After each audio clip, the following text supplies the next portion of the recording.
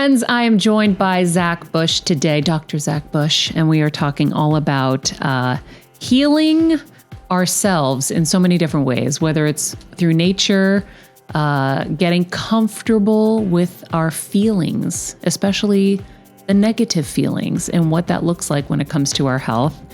Zach, anything to add to that? I'm excited for the experience. Ultimately, we are better together, and it's really fun to start to express humanity through human connection. I appreciate the opportunity to do that with all of you. All right, friends, it's a great conversation. My favorite thus far. It's a two-parter, and don't forget to subscribe. Hello, everybody. Welcome to Better Together. When you know better, you get better. That's what we do here every single day. We are picking up where we left off yesterday in our conversation with Zach Bush. It's funny. It's Dr. Zach Bush, but I don't think he cares about titles. I know, it doesn't seem like it. Established that a little bit here. This conversation was so different than what I thought it was going to be. And I really, really love it for that.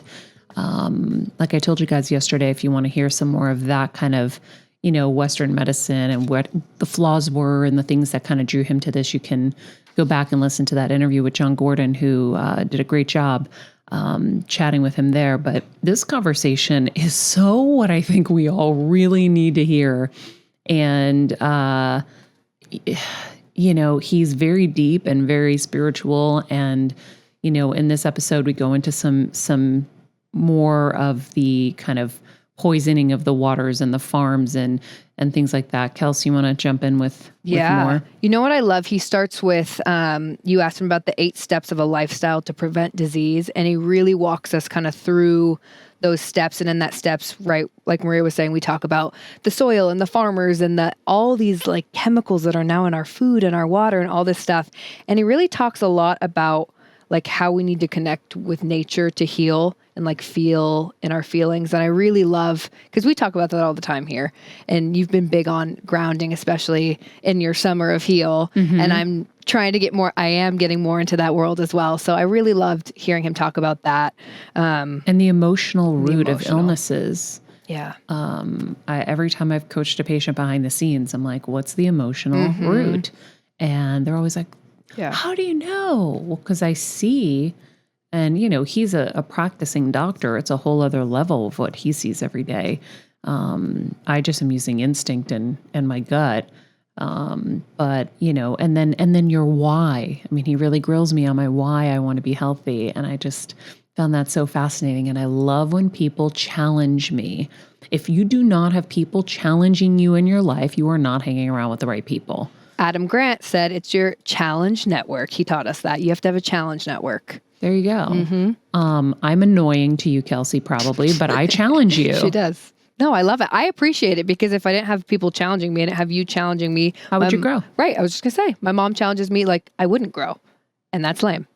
Well, I want to keep growing. I want to grow, and that's lame. I love that. No, but you have to have people in your life challenging you. So he just challenged me in this episode. You'll hear. Yeah. And he's really challenging all of you and all of us together collectively.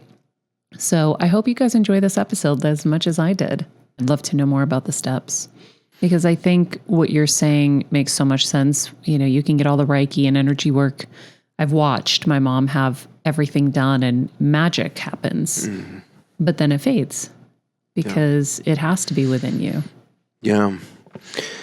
So the steps are, really begin at this state of being. And so the first experience is starting to strip away all of your identities. And so the first couple weeks, we really work on creating a construct, and the coach being your mirror is a potent way of letting you suddenly see and reveal to yourself how you've created a false identity and how you have allowed the society around you to co-opt a soul, an infinite being with a whole bunch of finite definitions or finite roles that you're playing. And just like an actor asked to play 16 simultaneous roles, you're exhausted. You're so tired of playing all the roles. You've been told you're a mother, you're told you're a boss, you're told you're an employee, you're told you're a marketing expert, you're told you're a doctor, you're told whatever it is. And so you have to play that role and that role and that role. and you tell yourself that you're supposed to be a good person, and you put all kinds of judgment things around that, and you adopt a whole bunch of external metrics for being a good person or thinking good things. And then you're told about love, and that you're supposed to find that person that completes you, as if there's something that incomplete in you, which is impossible. And so we go rushing around into relationships that are inherently codependent and reinforce this role-playing methodology. So the first couple of weeks of the journey are into finding you. And so we have a number of different exercises that we do, and the coaching is a critical piece of that. Once you start to be you, then your journey begins into your understanding of how you interact with this extraordinary experience of energy. When you eat food, you actually are consuming light energy. That's how food carries any energetics within it, is the incredible phenomenon of sun hitting the surface of a leaf, which then changes carbon dioxide into these long chain carbons that we call glucose or fatty acids or whatnot. So these long carbon chains function as batteries for the sun. And those batteries are consumed by us and then liberated within us to let forth light energy. And so this relationship of you and light becomes the second part of the journey. And as you start to really embrace that and understand that within yourself, it changes the way that you think about everything around you. And I love helping people reimagine our food system, because it's become so divorced from any logical kind of source of nutrition or whatnot. But it's much deeper than that. There's an energetic issue of disconnect in our food system today that is allowing us to become consumers of drugs rather than consumers of nutrients. We are consumers of an experience rather than an expression of nature. And that's killing us very quickly, I think, as not just from a lifespan. It's killing our sense of vitality, our desire to be alive is being undermined by this.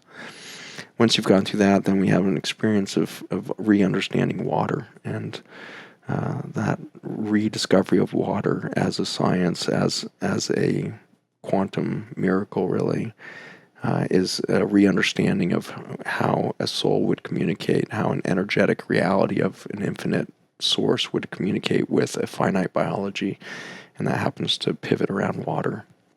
And so we do a deep dive on water, and then we start to go into what it means to be an adaptive physiology. And so we study things like breath work, and we study things like fasting and different patterns of fasting to ignite the power of life that is experienced in adversity of biology. Biology under adverse experiences is the fundamental beginning of healing. And so that's why fasting is so important. Fasting is critical for that reason. So is movement. So if you think of something, one of the weeks is based around movement. The bone density is a good example here. So in endocrinology, which was my second subspecialty, we're kind of the doctors that everybody's referred to for osteoporosis, which is a made-up disease, but this thinning of the bone. And so we've created a term to describe the loss of bone mineral density over a lifetime, which is natural. But then we've diseasified it and said this is a pathology. Because then you can have a medication for it. Exactly. Mm-hmm. And you can have a CPT code that is necessary to bill for a physician visit. And so I can create a disease out of the natural decrement of bone mineral density over a lifetime so that I can bill for it. And then we can create a whole scientific avenue that stimulates billions of dollars of medical research on how to stop bones from demineralizing over a lifetime.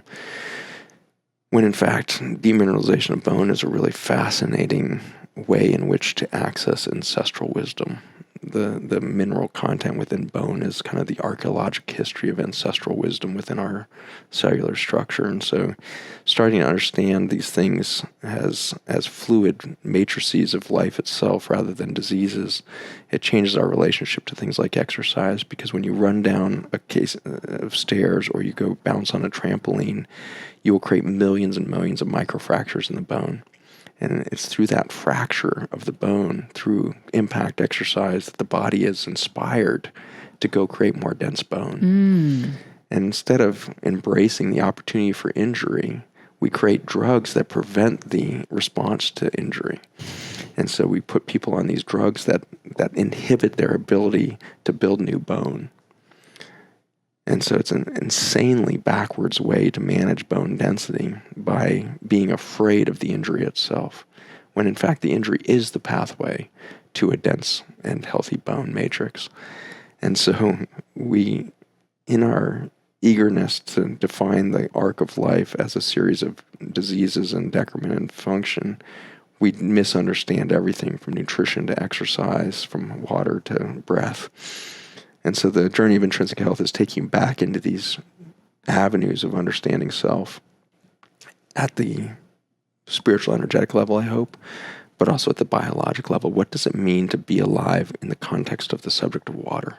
What does living water look like inside of a cell? And that's a beautiful journey to kind of be exposed to. And then ultimately, in the end, once you've done the whole arc of becoming spiritually aware and aware that you have a voice within yourself that is telling you the entire path, you have knowledge of your own path within you that you can access at any time. In addition to learning all of the underpinnings of biology and how you interact with those, the final part of the eight-week journey is looking at, to what end? To what end are you pursuing health? Because if it's just to look better on your Oura Ring statistics in your biohacking community, then are you really alive?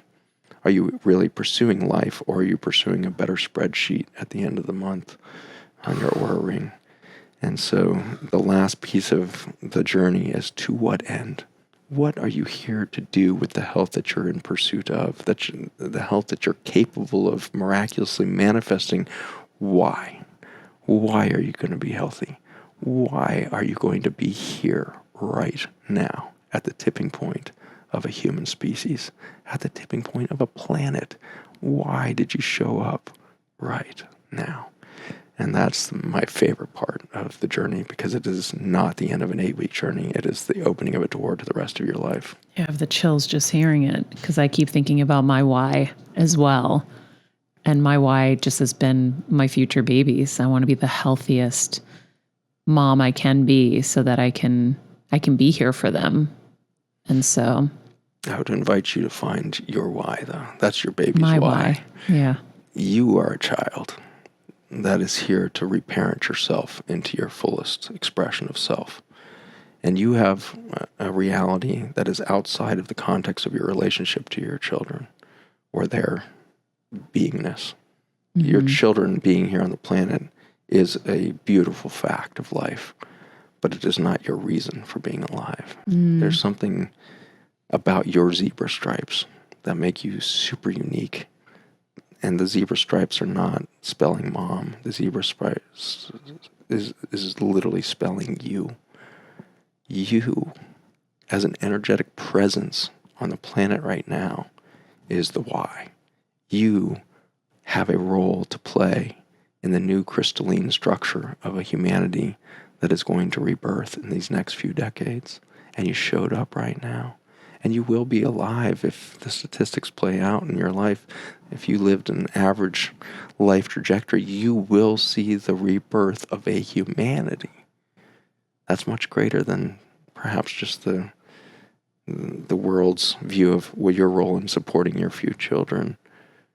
What if you're here to be part of eons of life? A next new expression of humanity itself. And you can't be that new expression if your definition of self and your why is I am mother. Mm-hmm. Because you're greater than mother. You're the whole.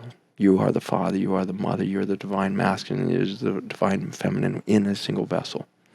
You are complete in yourself at the energetic level. And your human mind and your biology haven't caught up with that reality yet. Neither have I. I'm working to catch up with the reality that I am divinely complete. I have the entire masculine and feminine code within myself. I have the whole code of life and the code of creation within myself. And I have the capacity to participate in creating this new future for humanity.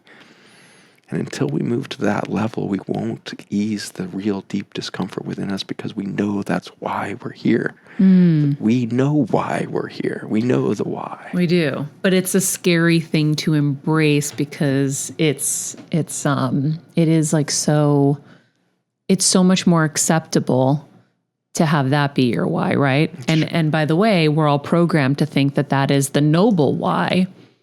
And, for me, having kids later in life, I am worried about, well, what if something happened to me and then they're alone? But those are my fears of being alone. Maybe they won't have those. But I know there's a bigger why for me to get healthy and to be able to kind of show that the impossible is possible, because I know I'm going to prove the impossible is possible. And so that's definitely my bigger why. But keep going to the bigger why, and the warning is physicians and farmers, because the more altruistic your identity is, the more likely it's to be co-opted. And so a mother, a farmer, a doctor, these are very altruistic sounding roles to play. And the more altruistic they are, the easier they are to co-opt. And you're going to be controlled through that identity easier for the altruistic patina that it carries. Oh my God. And so the physician is very easily manipulated and coerced into being a pharmaceutical technician because it sounds so good.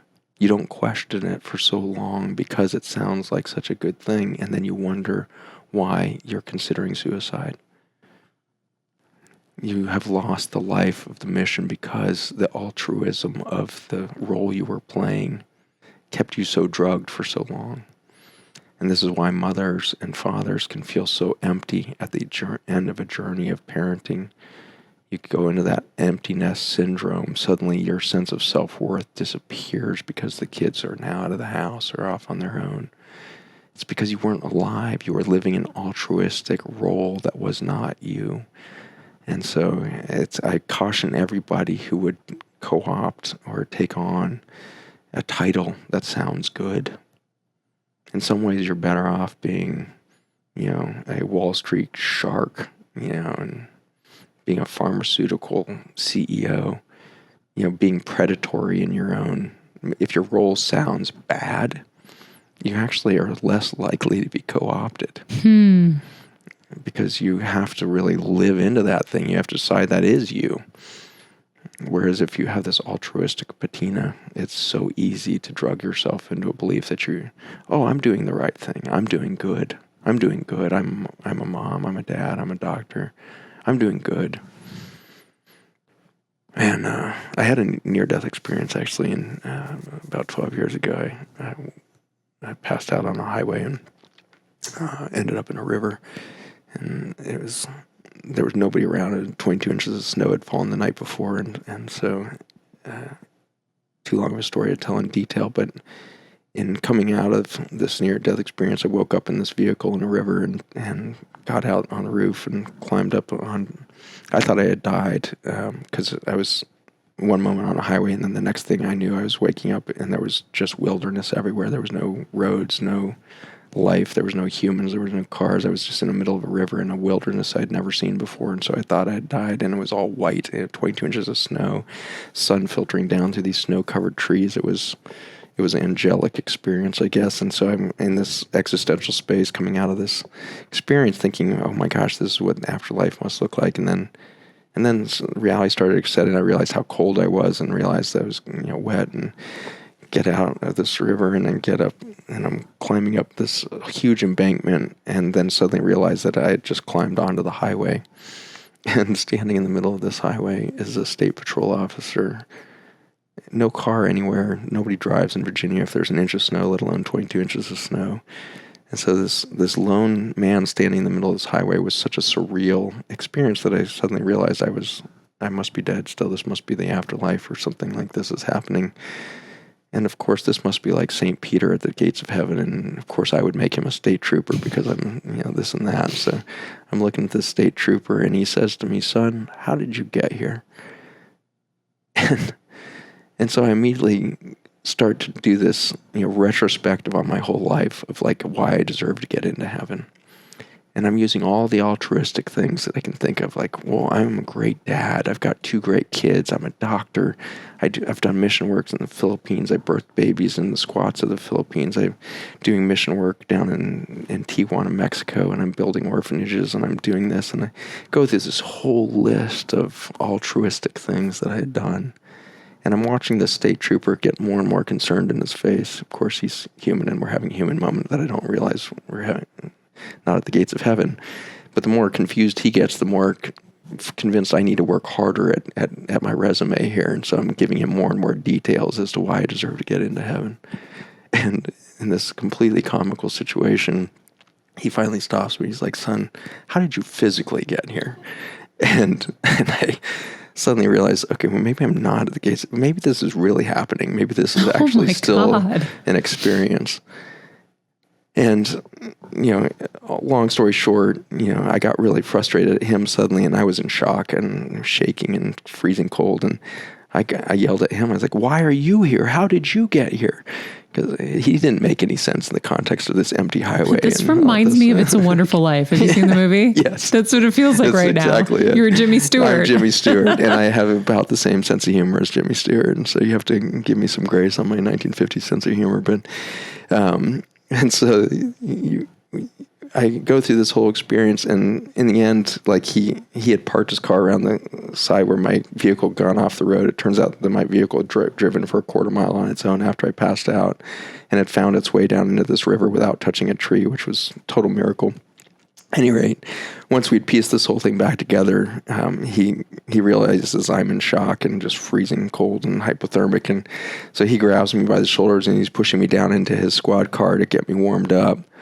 And he suddenly stops and he lifts me back out of this thing. He looks in my face. He says, son, God is trying to tell you something. Pushes me into his car and shuts the door. Oh, this is like a movie. And so I'm sitting there freezing and kind of coming back into my body after this whole existential thing. And I'm sitting there reviewing the fact that I thought I had just been at the gates of heaven and I had given this long description of my life. And it was so empty.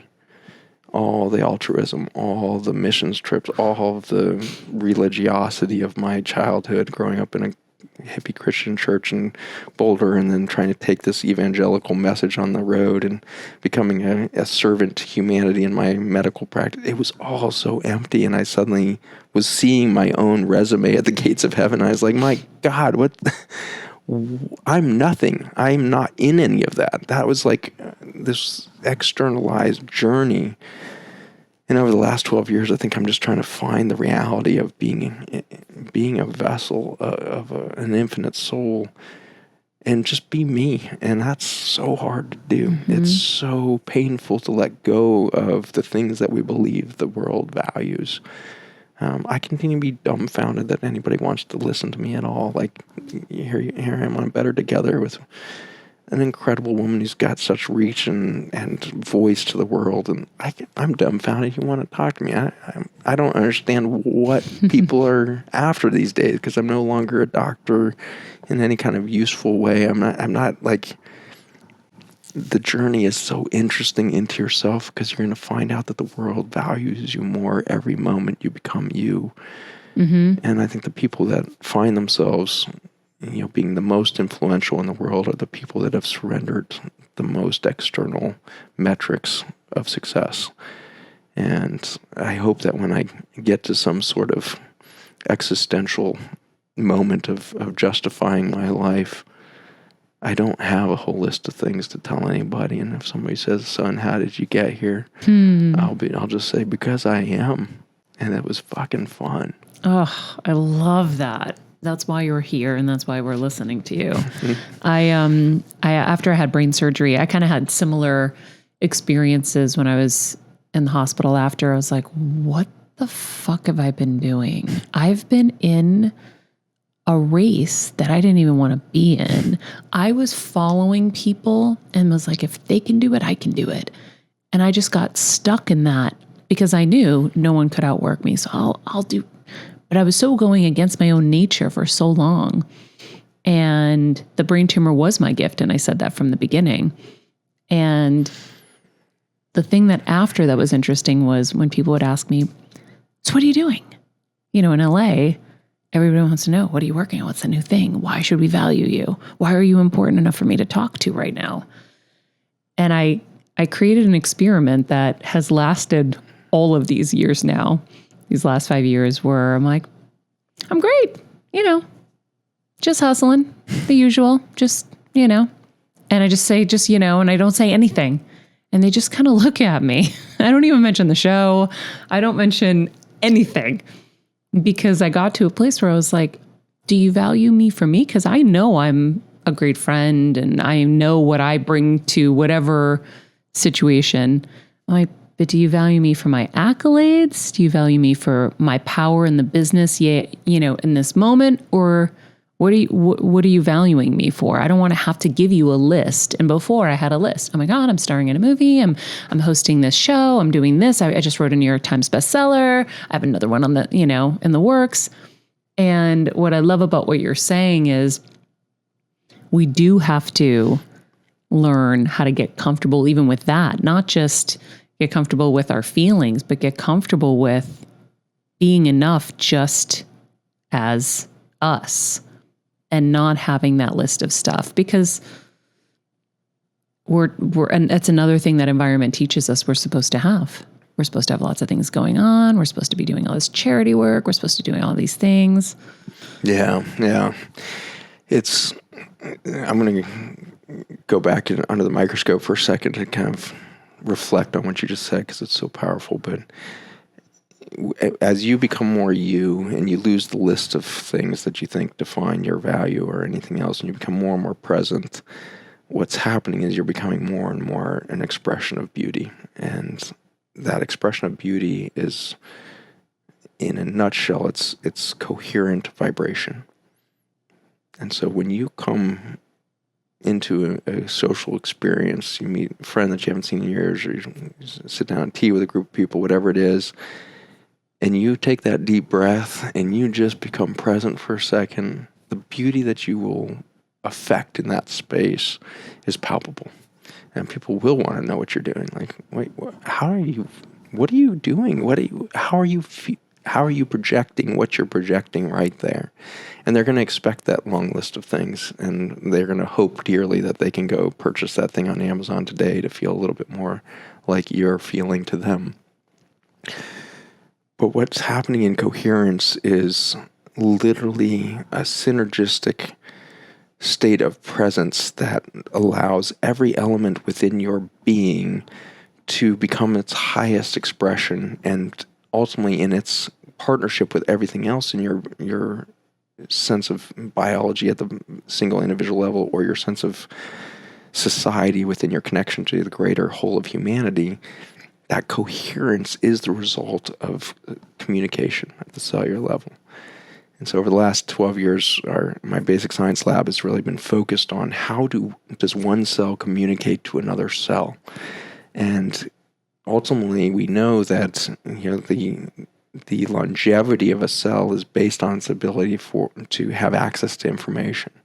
And a cell that has access to information and can get information out to its surrounding is truly ever living. Like it has no termination point to it because of the phenomenon that we talked about, stem cells and everything else. Like, it is completely regenerative if it has enough information.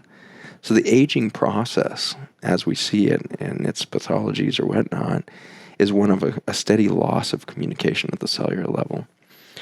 And ultimately, at the end of the pathway towards a loss of communication is cancer. And so to become a cancer cell, you have to be a cell that has completely cut itself off from all communication to its environment. Cells are inherently connected through fiber optic cables to one another. They're called gap junctions in biology instead of fiber optic cables, but they're extremely exquisitely designed fiber optic cables that sit between each cell and its adjacent cells. So a single cell might be connected to 3 to 6 cells. And in that connection, this whole bundle of these tiny, tiny fiber optic cables can be 1,000 of these fiber optic cables in a single gap junction. And these are, a gap junction you're looking at is probably 1/10 of the the width of a human hair. So it's microscopic in its diameter. And then within that tenth of a hair is 1,000 cables. And so it's so tiny and so exquisitely designed. And these tubes that create these fiber optic cables, are seen in their purpose by what sits at the end of each of these tiny, tiny little tubules, which is a perfect camera aperture. The aperture on a camera lens, nobody knows what a camera looks like anymore, I guess, because we all carry cell phones around, but the aperture was this almost like Nautilus type shell-looking thing that would dial in and out to adjust the iris or the eyeball of the camera to allow more light in. And so there's a perfect three-dimensional engineered apparatus that we would call a aperture at the end of every one of those tiny, tiny, tiny microfibers. And they adjust the amount of light energy that transmits from one cell to the next, each of the fibers individually adjusting its light. That's normal biology.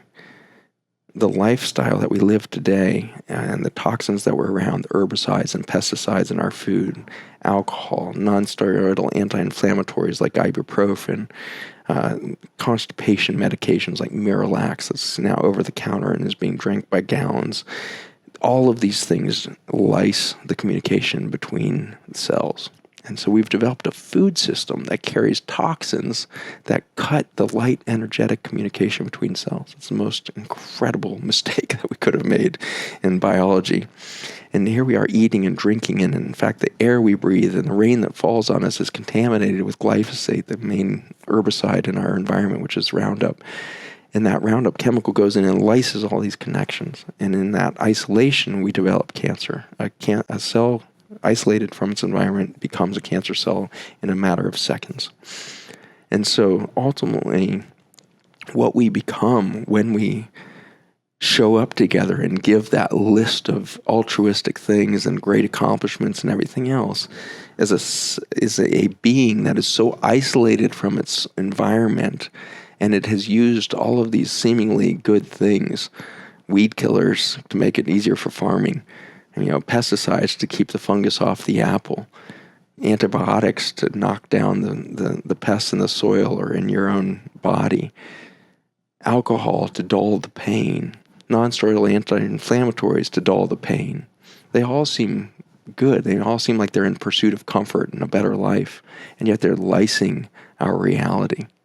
And in the same way, our altruistic identities, seemingly good, seemingly moving us towards a more comfortable, successful life, are lysing the light energetics of being one human connected to another human. Because every time you gave that long list, you alienated everybody around you that wasn't on their third New York Times bestseller and creating the movie and succeeding this way. And they felt intimidated. They felt like a failure being in your presence. And that's not who you want to be. That's not why you showed up right now. You showed up to be a vibrational echo chamber for the beauty of humanity, to show us our own beauty, to show us the beauty of the nature we live in. And yet you were trained into an environment that would lyse all of those light connections and make you lonely at that cellular level and make people feel lonely being in your presence. But then you also feel lonely too. It's both ways, right? We are lonely in our isolation with the roles we play in our identities and our altruism. And what we find out under the microscope that's so incredible is in 2012, we made this discovery of the communication network between bacteria and fungi. And so bacteria and fungi in their diversity, human gut has, ideally 40,000 species of bacteria and fungi and yeasts and protozoa and parasites. I mean, it's just a massive universe within the human gut. And each of those species makes a subset of these little carbon molecules that function as a liquid circuit board of information exchange. And so the microbes within you are creating the very communication network that allows cells to speak to one another at the biochemistry level. And the first thing that happens when you put this microbial communication network into a human cell environment, like a petri dish growing a bunch of intestinal cells or kidney cells, whatever we grow in the petri dish, when we add back the microbial intelligence, the microbial communication network, the first thing the human cells start to make more gap junctions so that it can have more light moving from cell to cell. Tight junctions are the gatekeepers, and you make more tight junctions to create more self-identity, and gap junctions are the ones that pass the light. And so the first things that happen when you start to be exposed to this liquid, supplement of communication between bacteria and fungi is you start improving your sense of cell identity and the light that you transit through your own cellular network. It is so miraculous that we have a biology that we call human that is founded upon the communication network of bacteria, fungi, yeast, etc. The communication network of nature is what inspires us to have a self-identity and to passage light between the human experience of ourselves.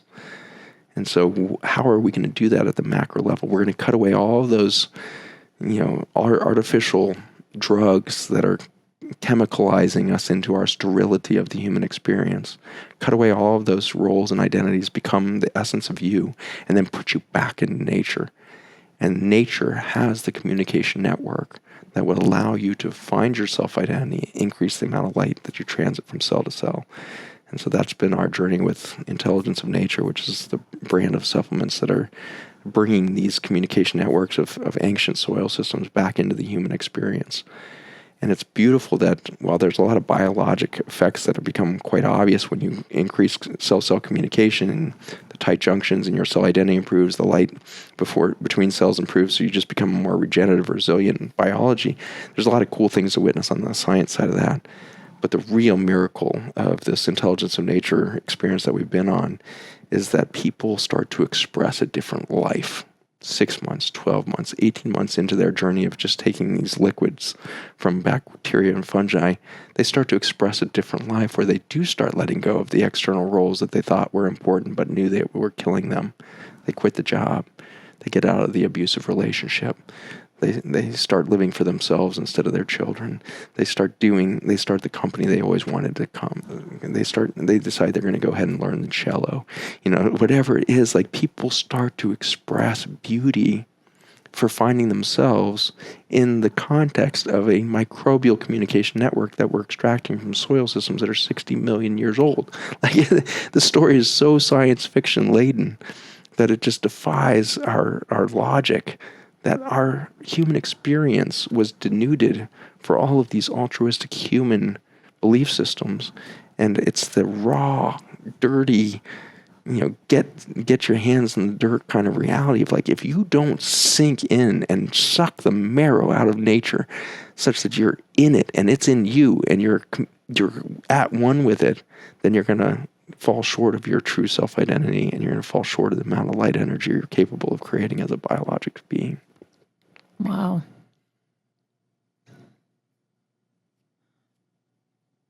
I think that's why when I was just thinking about my dad, I just thought of him instantly sinking his hands into the soil because he gardens. And that's why you think of, Greek people and the Mediterranean diet and how healthy they are, because I think they kind of just are who they are. And they're also in nature. Like nature is so part of our life.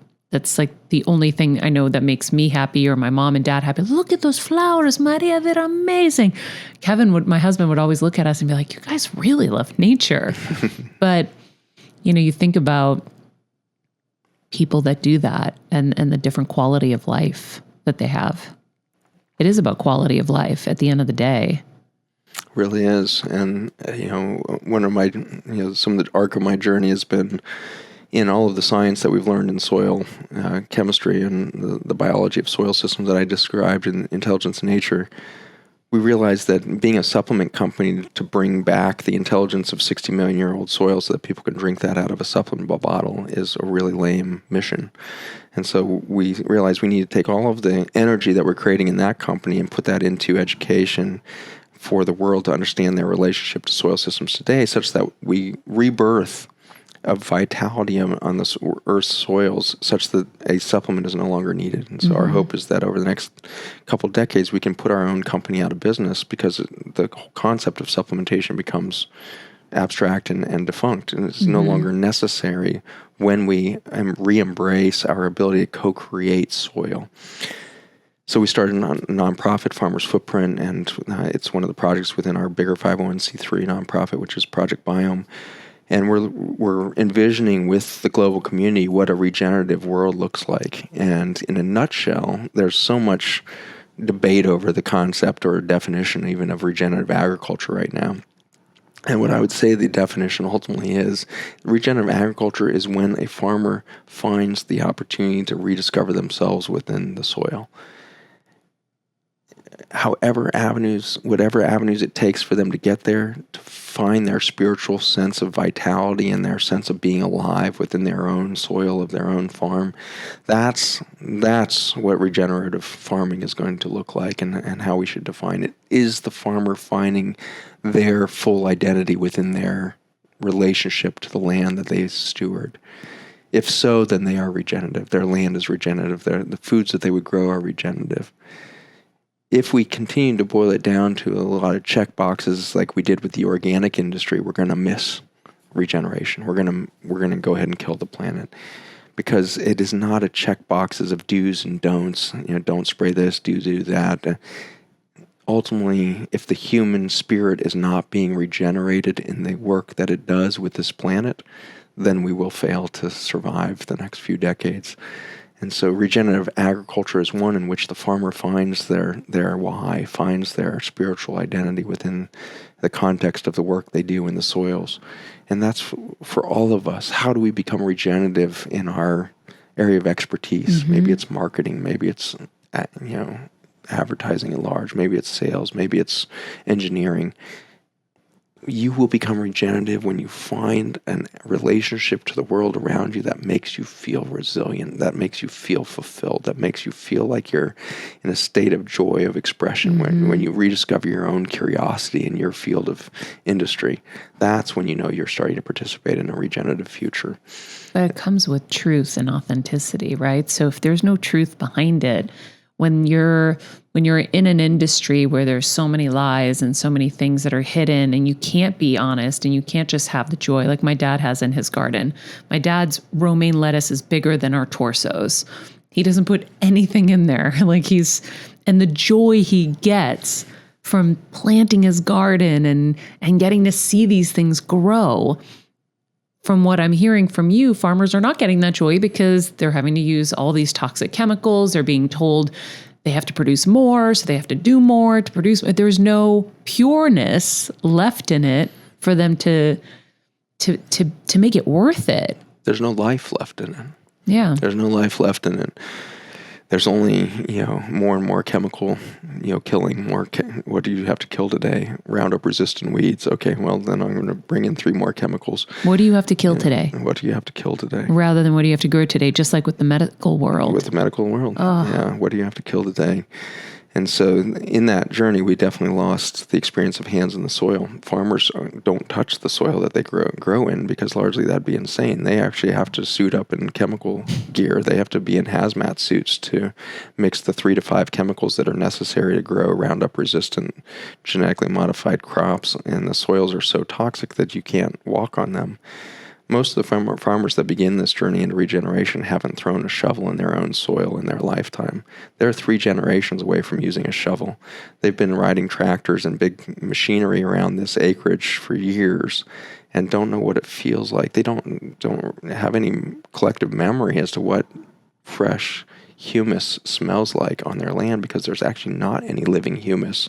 That vital smell that you get if you walk in a forest right after it rains, that scent, is devoid of the farmer's experience, because it's hundreds of thousands of acres in every direction have been denuded of any living soil system. Mm. It's all chemically dependent on chemical fertilizers, chemical herbicides, pesticides. For as far as the senses can reach, there is no life living beneath their feet. And so no wonder they can't remember what it feels like to farm. No wonder they've lost their own sense of spiritual identity. And in the same way, how can a physician have any context to remember that they're here to be alive and to celebrate the life within their patient, when in every direction, for as far as the senses can reach, is some sort of sterilized, denuded, plastic-covered reality? So we become lonely, we become disconnected, and yet the speed at which we heal ourselves is so dramatic. When a farmer decides to get off the tractor and start to walk their land again and put their hands in their own soil. One of my favorite books in the regenerative movement is written by an extraordinary guy, Charles Massey, coming out of Australia. He wrote a book called The Call of the Reed Warbler, which is the name of a bird. The Reed Warbler is in the first chapter of his book, and this one bird's song reconnects this man to the spiritual reason to be alive. And it was that one little voice of nature that helped this man journey out of chemical agriculture back into a sense of purpose within the land that he had been farming and his family had been farming for generations. And so the call of one bird was enough to heal this man's path. And now he's one of the godfathers of the regenerative movement throughout Australia and abroad. And has influenced millions and millions of acres of land management through that one bird song that reconnected him to nature. And so I'm very encouraged of the power of nature. It supersedes all of the toxicity that we create. It supersedes all of the devastating effects of our chemicals to create this vital reconnection to life. And that's what we see again with that intelligence in nature stuff. When we take that liquid from bacteria and fungi, a few seconds on a gut membrane reverses the damage of all of the Roundup we can put on that cell. Roundup immediately demolishes the gap junctions and tight junctions as soon as it touches the intestinal lining. It creates a leaky gut immediately. And within seconds of reintroducing that gut that's been so blown apart and is moving towards cancer, give it back the information stream of the microbiome, and it immediately knows how to resurrect a future that is so different than the toxic path that we've laid out for it.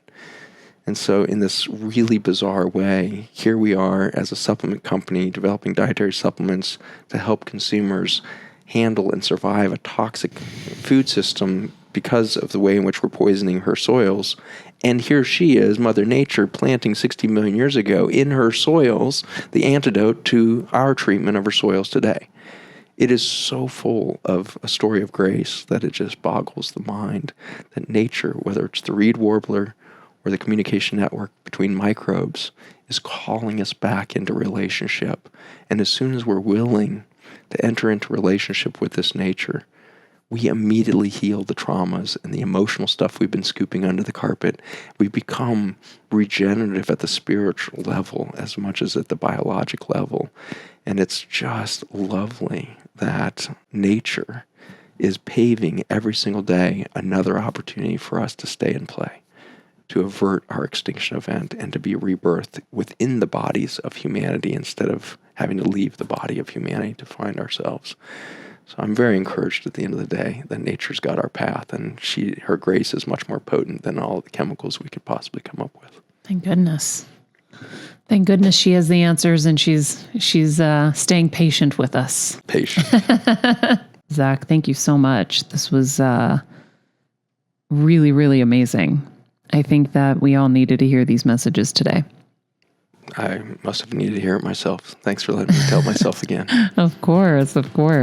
We'll put everything, Zach, in the summary of this episode, his gut health products he was mentioning, his website, everything to find him, and anything more on him will be in the summary of this episode. Wow. Thanks for spending so much time with us. Thank you for allowing me the time. It's a precious commodity. This podcast and all related content published or distributed by or on behalf of Maria Menounos or mariamenounos.com is for informational purposes only and may include information that is general in nature and that is not specific to you. Any information or opinions expressed or contained herein are not intended to serve as or replace medical advice, nor to diagnose, prescribe, or treat any disease, condition, illness, or injury, and you should consult the healthcare professional of your choice regarding all matters concerning your health, including before beginning any exercise, weight loss, or healthcare program. If you have or suspect you may have a healthcare emergency, please contact a qualified healthcare professional for treatment. Any information or opinions provided by a guest expert or host featured within website or on company's podcast are their own, not those of Maria Menounos or the company. Accordingly, Maria Menounos and the company cannot be responsible for any results or consequences or actions you may take based on information or opinions.